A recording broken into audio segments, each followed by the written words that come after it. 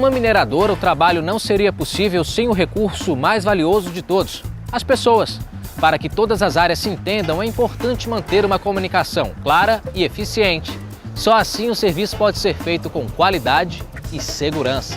No episódio de hoje, você vai ver a diferença entre comunicação escrita, verbal e visual, as normas que regulam o sistema de mineração, o valor do mapa de risco, a importância do feedback e do diálogo diário de segurança, conhecido como DDS, e como se comunicar de forma eficiente. A comunicação é uma via de mão dupla. Para existir de maneira eficiente, é preciso de alguém que transmita a mensagem, o emissor, e ainda alguém que a recebe, o receptor. Por exemplo, eu estou falando com você, portanto, eu sou o emissor, e você aí do outro lado me ouvindo é o receptor. Mas apenas receber as informações sem entender o que significam não adianta. É preciso compreender o que é dito. A comunicação só se completa quando o outro lado assimila a informação. Para que não fique nenhuma dúvida, a comunicação se divide em 3 sistemas: visual, escrita e verbal. Nas mineradoras, por exemplo, a visual é feita por meio de sinalizações como placas.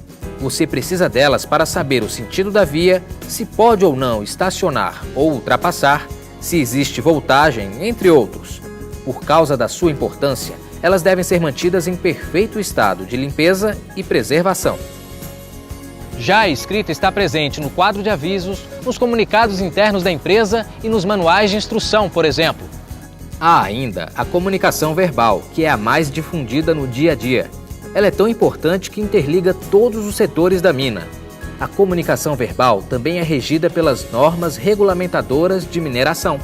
Quando há transporte em poços e planos inclinados, por exemplo, trabalhador e operador comunicam-se por um canal exclusivo de rádio ou telefone, utilizando os códigos, que devem estar afixados em locais visíveis.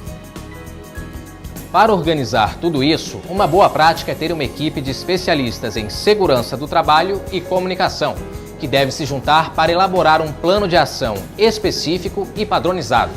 O trabalho começa a partir da elaboração de um mapa de risco. Ali estão separados por grupos e cores os riscos de acidentes que existem na empresa. Vamos ver cada um deles. O grupo 1, verde, informa sobre o risco de agentes físicos, como ruídos, alta temperatura e radiações. O vermelho representa o grupo 2, que engloba agentes químicos como gases, poeiras, fumos e névoas. O terceiro, de cor marrom, identifica os agentes biológicos. Vírus, bactérias e fungos são alguns exemplos. Em amarelo está o quarto grupo, que é composto por agentes ergonômicos, esforço intenso, levantamento e transporte manual de peso, repetitividade, entre outros. Já o quinto e último grupo, de cor azul, aborda os agentes mecânicos. São eles a eletricidade, máquinas e equipamentos sem proteção, ferramentas defeituosas, entre outros. No layout da empresa, ou seja, no desenho da planta, os riscos são sinalizados através de círculos com as cores citadas. Dentro deles deve estar escrito o nome do agente. A intensidade do risco é representada por tamanhos maiores ou menores desses círculos. A partir da elaboração do mapa de risco, é possível propor um diagnóstico mais adequado sobre a empresa. Mas você e seus colegas também colaboram com o processo. Eu estou aqui com a Karine Santos, que é técnica em segurança do trabalho da empresa. Karine, tudo bem? Tudo bem. Como o trabalhador pode contribuir com um plano de ação? São realizadas reuniões periódicas para a elaboração do documento. E a partir daí é divulgado aos trabalhadores esse plano de ação e o feedback deles é muito importante para contribuir com a segurança e com a melhoria contínua do documento. Agora, se de repente o trabalhador perceber na sua área de trabalho uma alteração ou algo que possa ser um futuro risco, ele pode comunicar ao superior, certo? Claro, ele tem total liberdade de comunicar e esse plano vai ser revisado e incorporado às melhorias apontadas por ele. Agora, nada disso seria possível se não houvesse uma boa comunicação entre o trabalhador, o supervisor e toda a equipe da empresa, certo? Certo. A comunicação é a peça-chave para que todo esse processo ele ande, né? Então, a gente precisa que o trabalhador comunique para que o trabalho, o plano de ação, ele seja realizado da melhor forma.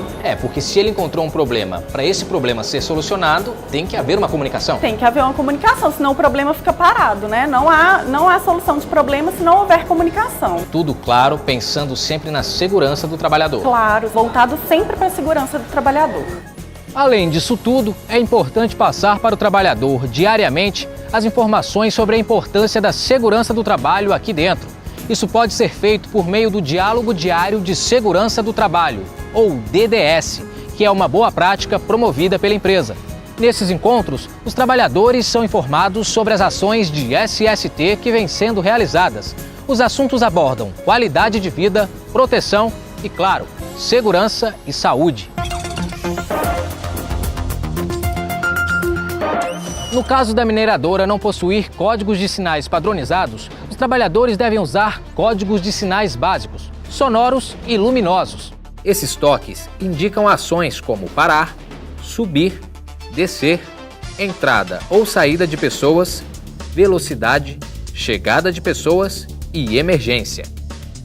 Um toque longo, por exemplo, significa parar a atividade. 2 toques curtos significa que é hora de descer. Se houver alguma falha no sistema de comunicação, o transporte deve ser paralisado imediatamente e o setor de supervisão chamado. É importante lembrar que os equipamentos de comunicação devem ser resistentes à poeira, à umidade e à estática. Agora, para reforçar essas lições, que tal ver na prática como uma comunicação eficiente pode te ajudar?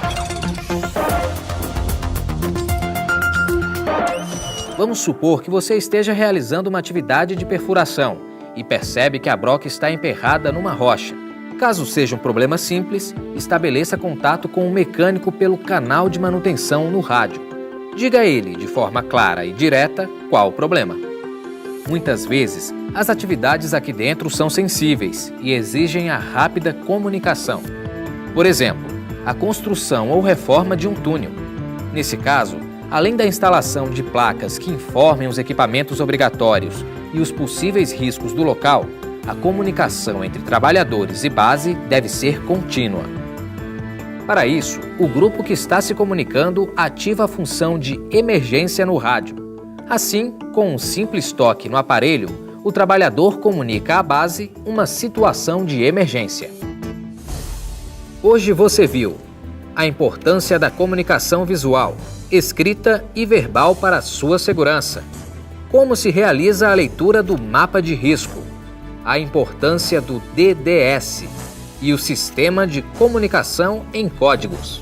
Continue acompanhando a série para mais dicas de segurança e saúde. Eu espero você no próximo capítulo. Até lá!